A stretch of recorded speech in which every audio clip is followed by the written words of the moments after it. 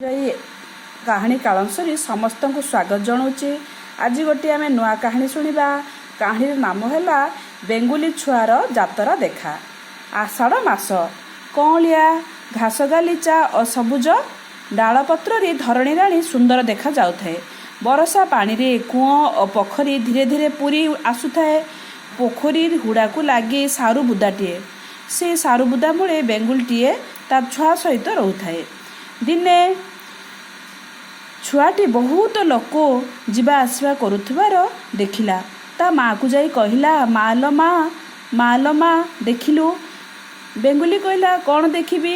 छुआ कहला, देखिलु एते लोक सजबाज होई आज कुआडे जाउछंती।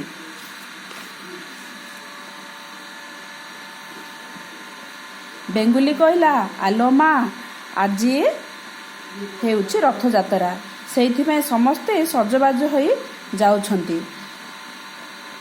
छुआ बेंग पुणी पचारा, मालो माँ, रथयात्रा कौन? सेठी कौन हुए? मते तू देखई नेबू? बेंगुली कहला, ठीक अच्छी, तू शीघ्र सज हो जा, तते मु मो पिठी रे बसाई रथयात्रा देखई नेबी। छुआ बेंगर खुशी कहले न सरे। मुह हाथ धोई देला, नाली फिता नाली चूड़ी पिंधिला, नुआ जामा पिंधिला। तापरे बेंगुली छुआ बेंग को पिठी रे बसाइला। रास्ता कड़े कड़े लोक मानकर पछे पछे सहर को गला। सहर रे पहुँची बेंगुली रथ आगे छुआ को पिठी ओह्लाइला। तीन रथ को छुआ बेंग को देखाई कहला, ई देख तीन रथ रे तीन ठाकुर बसचंती। आग रथ रे बसचंती प्रभु बलभद्र, तांको रथर नाम तालध्वज। मझी रथ रे नाम देवदलन, सेथिरे तांको भौणी सुभद्रा बसचंती। आ पछ रथर नाम नंदीघोष। ए रथ प्रभु जगन्नाथंकर। आ माँ रथ मानक छुई प्रणाम करिबा।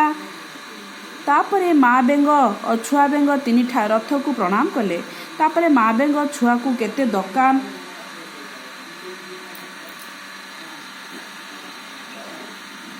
बजार बुले बुली देखाइला। दुकान रे नाना रकमर कंढई, बेलून, पेंकाली, तुरी, महुरी, झुमका और बाजा किनिदेला।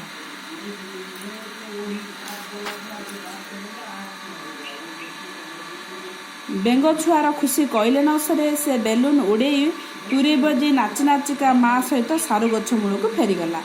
यही कहानी आमे शुणिले, रथयात्रा कहानी।